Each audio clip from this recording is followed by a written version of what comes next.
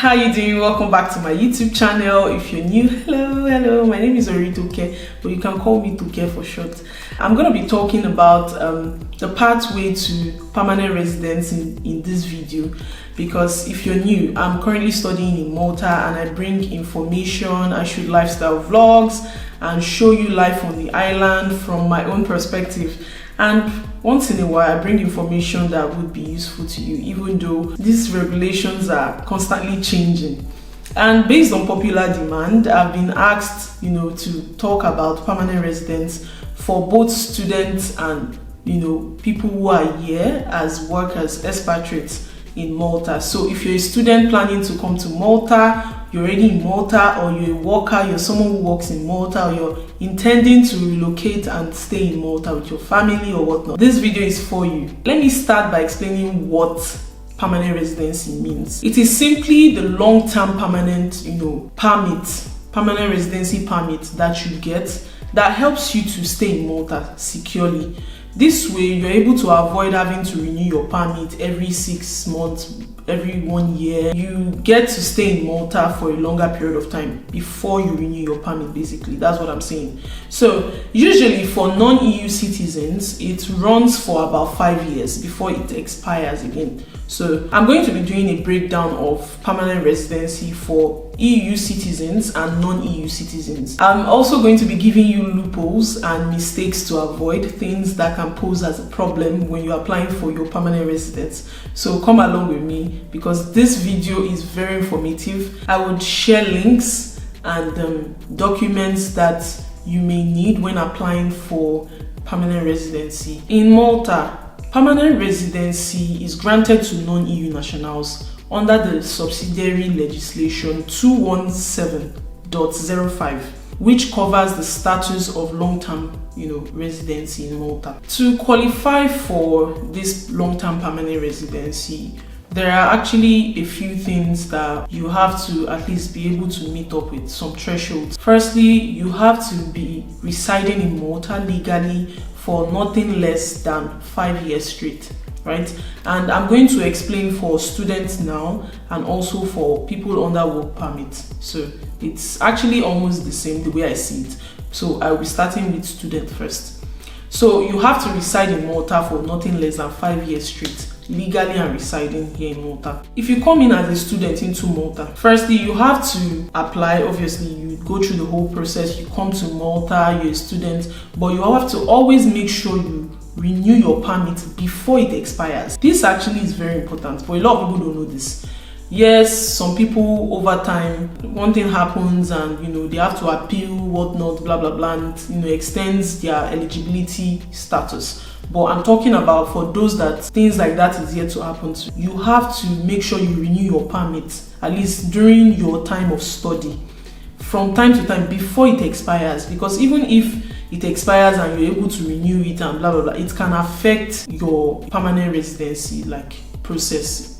That's what I'm just trying to say. So that's the first thing to avoid. After studying, obviously a lot of us, we apply for, I'm saying us because I'm also about to finish school. After your study, you can actually apply for your post-study work permit. This is like a temporary, permit that you get to stay temporarily in Malta. But mind you, it's more or less like a temporary stay. It's like a bridge. So you also have to keep in mind that you need to get like a stable job after school. But it's always safe that before or after school, you need to start thinking of how to apply for your post-study work permit, basically. It's also important. So I'm breaking it down so that you understand. Study, get your post-study work permit, and then from there secure a stable job, and from there you can get your normal work permit or like an EU card, like blue card, EU blue card. That runs for a certain period of time also, but it's still not like the permanent residency. As a student, after 5 years of continuous legal stay in Malta, you're eligible for a permanent residency permit. If you follow these guidelines that I've highlighted so far, and you renew your permit when you were a student from time to time and you didn't allow you expire, you are actually eligible, right? So that being said, you have to know that the only thing that may pose as a problem is you have to have continuous legal residency like you've been staying in Malta for 5 years straight, at least consistently, and then your housing contract, all those things, your income, taxes, you have to like at least meet those thresholds, because they look at history, what has been happening like so far, before you meet these criteria. You also have to complete the Maltese and language. It's basically like a cultural integration class, like it's for you to pass. We call it I belong, right?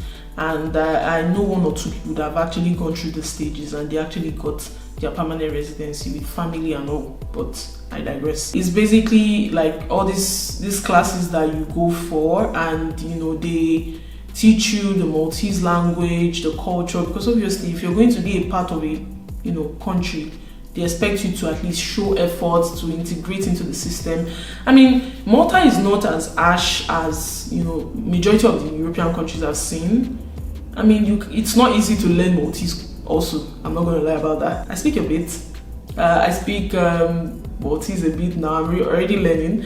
I haven't even applied for my I belong because it's not time yet. I think I have 1 year left and then I would apply, but I think I'm already speaking the language. And I belong class is basically for exposure to Maltese culture, to learn the language, to show that at least you're showing the effort that, okay, I want to be a part of this place, so I'm learning the language. Places like Germany, I think it's even stricter, because I have friends there, I have people there, and I've heard a lot of things. Germany is a bit stricter than Malta and a couple of places. And I get a lot of questions because I'm also a student. So I get questions from students asking me that, okay, if I'm already a student and maybe I spent 2-3 years studying, I move under the work permit, like I explained, does the past couple of years count? And I always say yes, it counts. Like I said, as long as you meet certain thresholds and you make sure you meet up to standards, from time to time you renew your permit, you don't let it expire, it counts. Do you understand? It counts. And I believe that one thing that I've seen people face as challenges is the fact that they don't educate themselves often. They don't read or do research. So a lot of people are in Malta and they don't even know what's happening around them. Especially if you're a non-EU citizen, you have to be updated. You have to constantly stay updated. Now that I've touched study and all, I'm going to move to someone who come as a worker, who is basically a worker. So if you are coming to Malta via work permit, it's actually slightly simple, like simpler than being a student, because you've already spent so much. You're trying to also move into work and all that. It's a bit straightforward. So usually as an expatriate, your employer would apply for a single permit or an EU blue card. That's a bit straightforward. Your company applies for you. As long as your permit is valid, you renew your permit also on time, and you don't really have like so many complications when it comes to like your employment and all that. It should be easier for you. You can just apply for your permit, like your long-term permit, like permanent residency, within 5 years. Your employer has applied for all these things for you. You've gotten your EU blue card and all that. Continuous residence, travel document validity, and what else? Your income, it has to be stable, obviously. There's a certain threshold. And if you have any question, you can ask me in the comment section. I'll be looking at your comments. I'm going to be listing out common mistakes that people make when it comes to this permanent residency. I've heard gist. I've seen people that are close to me, they are really close to it, like, oh, okay, let me start applying for my permanent residency, and then something just happens and they tell you, oh, there was somewhere here, sometime here, you spent long period of time outside of Malta, blah, blah, blah, blah. I think I've been saying it already, but I will do a breakdown of common mistakes that people make. Overstaying outside of Malta. You travel out of Malta all the time. Like it's always as if, yes, you are here, but your leg is always outside. It can also pose as a problem because they look at these things. Like I said, history. Being a resident in Malta, you have to stay in Malta for nothing less than 5 years, because if you're in Malta and then maybe you travel out of Malta, you go and stay in your country for like 3 months, you come back, you go back again, you do it for another, within a year, you've traveled out of the country for almost 2 or 3 times, you spent like 3-6 months outside of Malta, you've been doing it constantly within those 5 years. It can pose as a problem for you when you're applying for your permanent residency. When you change your job and you don't notify Identita, it used to be Identity Malta. but now it's identita, and you don't notify identita of, you know, whatever is happening, it could also pose as a problem. You also have to take the exam course, the I belong class that I mentioned earlier. You also have to show that you have a stable and, you know, regular, like a consistent source of income for nothing less than 2 years straight. There's like a certain period of time that you have to meet up with. Your travel documents also have to be eligible for nothing less than 8 months at least before it expires, 8 months ahead before you start applying for all these things, and it really matters. So these are some of the loopholes that people, you know, don't look into. If you have maybe your passport and you know your passport is about to expire in like the next 3-4 months, don't apply like that. Make sure you renew it first and then you can now apply. So these are things that they look into. For a non-EU citizen, at a work, at a study. So as a student, as someone who is coming to work as a non-EU, I think the most important thing here is to make sure that you are legal in Malta. Don't do something that would, you know, start causing issues for you. So there's also another route to Malta's permanent residency permit for non-EU citizens. That's for people who, you know, you have the cash, the money to spend, and you're willing to invest in Malta. Yeah, it's called the investment route. Basically, you have to like probably buy a property in Malta, do probably something charitable, like a charitable donation. There's a lot of things like you can do. Just basically invest, government contributions, and just passing all the viable checks. Like as long as you invest, there's a very straightforward pathway to like being is, you know, having a permanent residency in Malta. If you want to spend the cash, there's also another route for that. So yes, as someone who is far away from home, you know, you're an immigrant and all that, you're trying to make out something good for yourself. You need to understand that you need to abide by the rules of the place you are in. So make sure you are legal, make sure that from time to time you stay updated, and you also make sure you are consistent. Like when I say you are consistent, make sure you're up to date with information, make sure you renew your permit on time, don't joke about things, make sure like you are always like up to date with information, because Malta is constantly changing some of their regulations and laws, and you have to stay updated. It's really important. So there's what we call, where's my phone? So I'm going to explain one or two things. I wrote it down for you guys because I did my research here. There's what we call Form S. Form S is for EU nationals. There's also Form K. There's also Form L. So what all these forms are for, if you are EU or you're not EU, Form L is for non-EU national, and I'm going to put the link in my description box and also in the comment section so that you can see like the links and where to click on if you are a non-EU or you are an EU national, in order to like apply for permanent residence and all. Now that I've done like the research, done the explanation for you guys, because I don't want this video to be unnecessarily long, but you know I won't leave without giving my 2 cents on anything I have to say, my personal opinion. You know, there's this narrative that I've been hearing now, because even though I've not been active on YouTube, I've been active on TikTok, my Twitter, and a couple of places. Instagram is my home. Follow me on Instagram. If you not follow me, I'll put it on the screen. And there's this idea that people push about Malta. Malta used to be good before, it's no longer good again. How do you think the fellow Maltese feel when they see the environment and how it's becoming really populated and it's crazy and people are not taking care of like the place? They are losing their culture also, and there's just a lot of problems, but I digress. What am I saying in essence? I've seen non-EU nationals, and I'm saying non-EU now because I'm also a TCN, that they would go out and say Malta is shitty, blah blah blah, and I think there's need to address it. Yeah, there's need to address it. I think it also boils down to the fact that a lot of people live home, far away from home, and they don't have plans. They don't, like, even before coming, there's no like order of things that they want to do, and they just leave home and then thinking, okay, when I get there, I'll wing it. No, things are not done like that.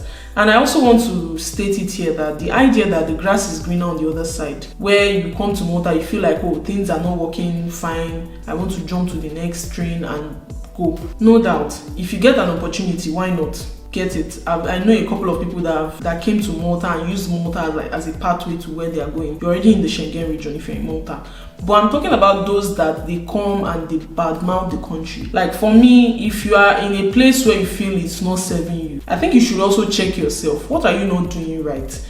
If you come as a student, you should already have plans in place, save up, don't do unnecessary livelihood, spending away all your money that you have, living recklessly, because I've seen things. That's going to be in another video, you guys. I have a lot to say. The narrative that Malta is a shitty country is a lie, because I am friends with people who are here on work permits, who have gotten their permanent residence, even those that have had complications in their journey, and they don't even make it it's not so complicated. That's basically what I'm saying.